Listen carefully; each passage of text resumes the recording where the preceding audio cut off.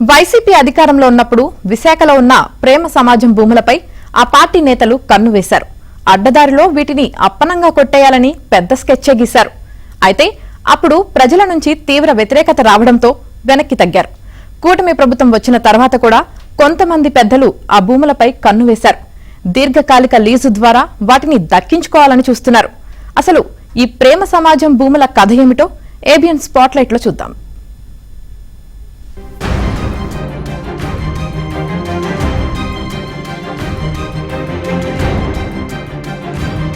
విశాఖపట్నంలో ఉన్న డాబా గార్డెన్స్ సేవా సంస్థ ప్రేమ సమాజం భూములపై కొందరు పెద్దల కన్ను పడింది. వాటిని దీర్ఘకాలిక లీజుకు తీసుకునేందుకు ప్రయత్నిస్తున్నారు.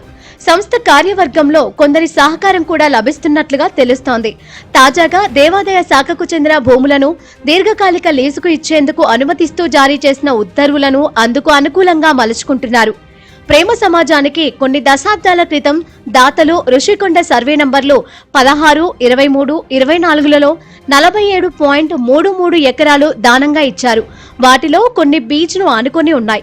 అందులో 33.4 ఎకరాలను ఓ రిసార్ట్స్ యాజమాన్యం చాలా కాలం కిందట లీజుకు తీసుకుంది. వైసీపీ ప్రభుత్వం అధికారంలోకి వచ్చాక ఆ భూములపై కన్నేసింది. వాటిని చేజెక్కించుకోవడానికి ప్రేమ సమాజాన్ని దేవాదాయ శాఖ పరిధిలోకి తీసుకువస్తూ ఆదేశాలిచ్చింది. లీజుదారుడు టీడీపీ సానుభూతి పరుడని ఆరోపిస్తూ ఆయన దగ్గరున్న భూమిలో 28 ఎకరాలు వెనక్కి తీసుకుంది. ఆ భూములతో కలిపి ఇప్పుడు సుమారు 40 ఎకరాలు ఖాళీగా ఉన్నాయి. అప్పట్లో విశాఖ డైరీ పెద్దలు గెస్ట్ హౌస్లు నిర్మిస్తామంటూ వాటిని లీజుకు తీసుకోవాలని ప్రయత్నించారు. ఇందుకోసం ప్రేమ సమాజం పెద్దలతో సంప్రదింపులు జరిపారు. అప్పటి రాజ్యసభ సభ్యుడు విజయసాయిరెడ్డి అండగా ఉండడంతో అప్పట్లో దేవాదాయ శాఖ అసిస్టెంట్ కమిషనర్ గా పనిచేసిన కాళింగిరి శాంతి ఈ వ్యవహారంలో కీలకంగా వ్యవహరించారు. అయితే అంతా రచ్చ కావడంతో వైసీపీ నాయకులు వెనక్కి తగ్గారు.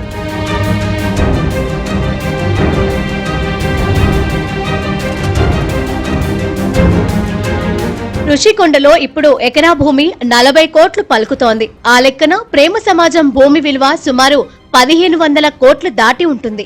అంత విలువైన భూమిని కాపాడడం కష్టమని, ఎవరికైనా లీజుకిస్తే ఆదాయం వస్తుందని ప్రస్తుత కార్యవర్గం వాదిస్తోంది. రోడ్డు పక్కన కంటైనర్లు పెట్టి అద్దెకు ఇస్తే ఆదాయం వస్తుందని కొందరు ప్రతిపాదించారు. అరకులోయ ప్రాంతం నుంచి గిరిజనులను తీసుకొచ్చి వారికి అక్కడే నివాసం ఏర్పాటు చేసి వారితో ఆర్గానిక్ వ్యవసాయం చేయించాలని మరికొందరు ప్రతిపాదించారు. వారు అక్కడే ఉంటే భూములకు రక్షణ ఉంటుందని ఆలోచించారు. కళ్యాణ మండపం నిర్మించాలని, గెస్ట్ హౌస్లు నిర్మిస్తే బాక్స్ క్రికెట్ వంటివి ఏర్పాటు చేస్తే బాగుంటుందని ఇంకొందరు సూచించారు. కార్యవర్గం ఒక అభిప్రాయానికి రాకముందే మొత్తం విషయం బయటకు పొక్కడంతో కొందరు కూటమి నేతలు రంగంలోకి దిగారు.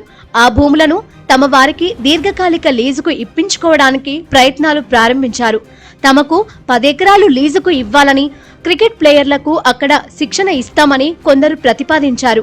ఇంకొందరు మంచి కన్వెన్షన్ సెంటర్ తో పాటు రెస్టారెంట్ ఏర్పాటు చేస్తామని, ఎంటర్టైన్మెంట్ జోన్ పెడతామని, 5 నుంచి 10 ఎకరాలు లీజుకు ఇవ్వాలని కోరారు.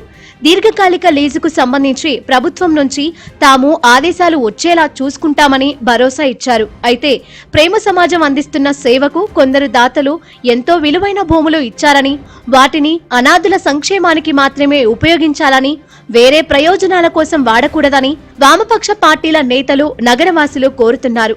ఇందుకు విరుద్ధంగా భూములను పెద్దలు చేజిక్కించుకుంటే ప్రజలతో కలిసి పెద్ద ఎత్తున ఉద్యమిస్తామని హెచ్చరించారు. ఇప్పటికే దీనికి ఉన్నటువంటి భూముల్ని, రుషికొండ బీచ్ లో ఉన్నటువంటి భూములు కానీ, లేకపోతే టౌన్ ప్రాంతంలో ఉన్నటువంటి భూములన్నింటిని కూడా ఈరోజు దేవాదాయ శాఖ కింద మార్చి వేలం కింద వేసి ఈరోజు ఆ భూములు కూడా కాజేయాలని చెప్పి చూడడం అనేది సరైనటువంటిది కాదు. ఇది ట్రస్ట్ రూపంలో అది నడవాలి. అది ఇప్పటికే అందరికీ అందుబాటులో ఉన్నటువంటిది. అనేక మంది వృద్ధులు, పేదవాళ్ళు, వికలాంగులు, మహిళలు ఎవరైతే ఉన్నారో వాళ్ళందరికీ కూడా అనేక లాభం అనేది పొందుతుంది. కాబట్టి అటువంటి భూముల్ని ఈరోజు దేవాదాయ శాఖ కింద మార్చడం కానీ, లేకపోతే పేదవాళ్ళు పెద్దలు ఏదైతే కూటమి ప్రభుత్వాలు కానీ, లేకపోతే ఇతర వైసీపీ ప్రభుత్వ పెద్దలు ఎవరైతే ఉన్నారో, వాళ్ళ ప్రజాప్రతినిధులు ఎవరైతే ఉన్నారో వాళ్ళు కాజేసే పని అనేది చేయకూడదని చెప్పి మేము సిపిఎం పార్టీగా కోరుతా ఉన్నాం.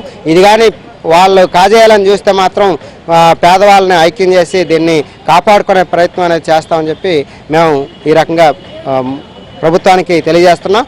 ప్రేమ సమాజంకి అప్పట్లో దాతలు ఋషికొండ తదితర సముద్ర తీర ప్రాంతంలో దాదాపుగా 47.63 ఎకరాల భూమిని ఈరోజు వారు దానం చేయడం జరిగింది. ఆ భూములకు సంబంధించి ఇప్పటికే కబ్జాకోరులు కన్నేశారు. గతంలోని వైసీపీ ప్రభుత్వం అధికారంలో ఉన్న సమయంలో విజయసాయిరెడ్డి గారు ఇక్కడ ఉన్నటువంటి భూముల మీద చక్రం తిప్పినటువంటి సందర్భం ఉంది. ఆ సమయంలో దేవాదాయ శాఖ కమిషనర్గా ఉన్నటువంటి శాంతి ఆమె సహకారంతో ఆ భూములను కూడా చేజిక్కించుకున్నటువంటి ప్రయత్నం అప్పుడు ఉన్నటువంటి వైసీపీ నాయకులు చేశారు. అనేక సంస్థల ముసుగులో లీజు ముసుగులో సందర్భంగా భూములు కొట్టేసిన ప్రయత్నాలు చేస్తుంది. ఇదే విధంగా గతంలోని ప్రేమ సమాజం మనకు తెలుసు. ఆ సమాజం అనేక సంస్థలు ద్వారా ఆ ప్రేమ సమాజ సంస్థ ద్వారా అనేక మందికి వృద్ధులకి అనాథలకి అనేక కార్యకలాపాలు చేసింది. దానికి ఒక కమిటీ ఉంది. దీనికి సంబంధించి విశాఖపట్నం రుషికొండ దగ్గర సంబంధించి సర్వే నెంబర్ 16, 23, 24లో 47.33 ఎకరాల భూమి ప్రేమ సమాజం దగ్గర ఉంది.